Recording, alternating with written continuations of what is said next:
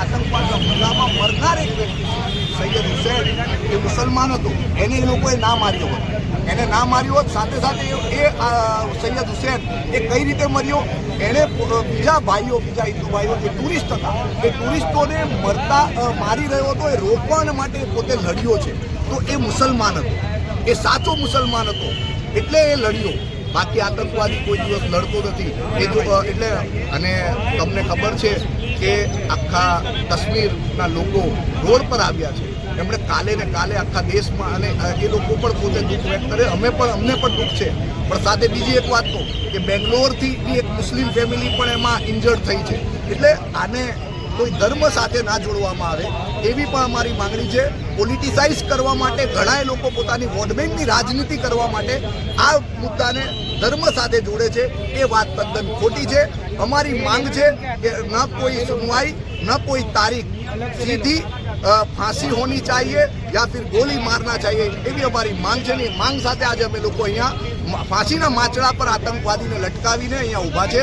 અને પાકિસ્તાનથી આતંકવાદી આવ્યો છે એવું કહેવામાં આવ્યું છે. તો તપાસ થવી જોઈએ કે કેવી રીતે પાકિસ્તાનથી આપણી સરહદમાં ઘૂસ્યો છે. બિલકુલ પાકિસ્તાન મુર્દાબાદ, પાકિસ્તાન મુર્દાબાદ. આતંકવાદીઓને ફાંસી આપો, આતંકવાદીને ફાંસી આપો, આતંકવાદીને ફાંસી આપો.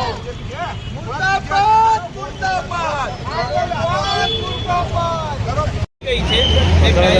ચૂકના કારણે થઈ છે. પહેલા તો તે વસ્તુ જોવામાં આવે, પછી જે બી આતંકવાદીઓ છે તેને તાત્કાલિક ધોરણે પકડવામાં આવે.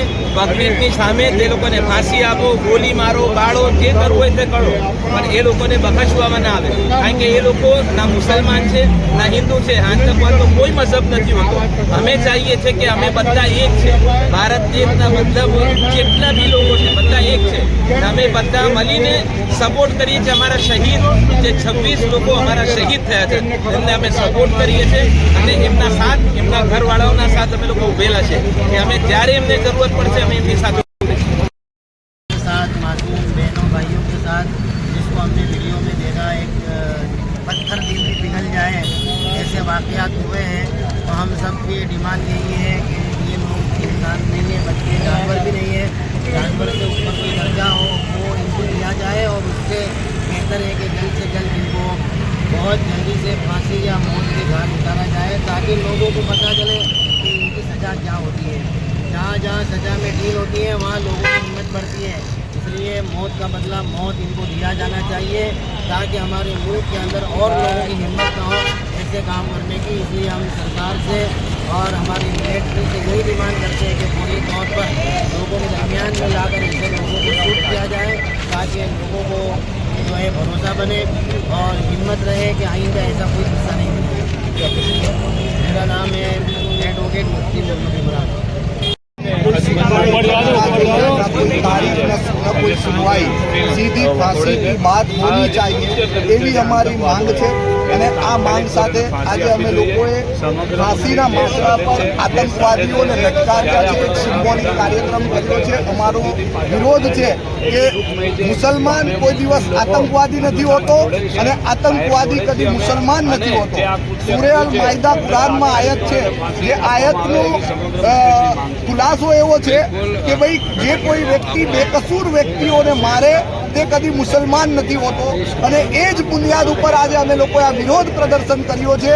અને અમારી એક જ માંગણી છે કે આ આતંકવાદીઓને ફાંસી આપવામાં આવે.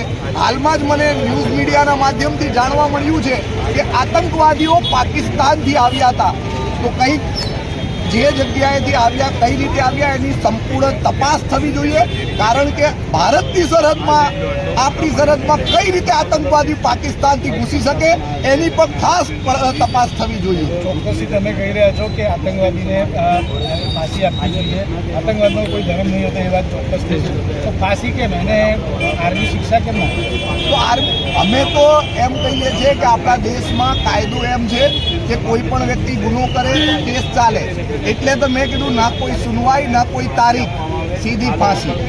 એટલે અમારે ગોલી મારો ફાંસી તો સજા થવી જોઈએ. એવા વ્યક્તિનો કોઈ ધર્મ હોતો નથી અને અમે એ જ બાબતને આજે લઈને વિરોધ પ્રદર્શન કરેલું છે.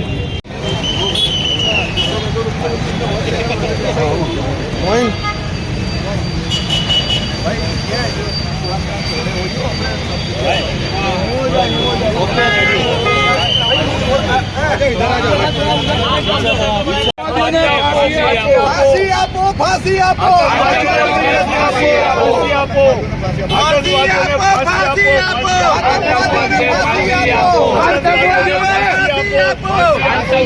ફાંસી આપો. ભાઈ દેખો જવો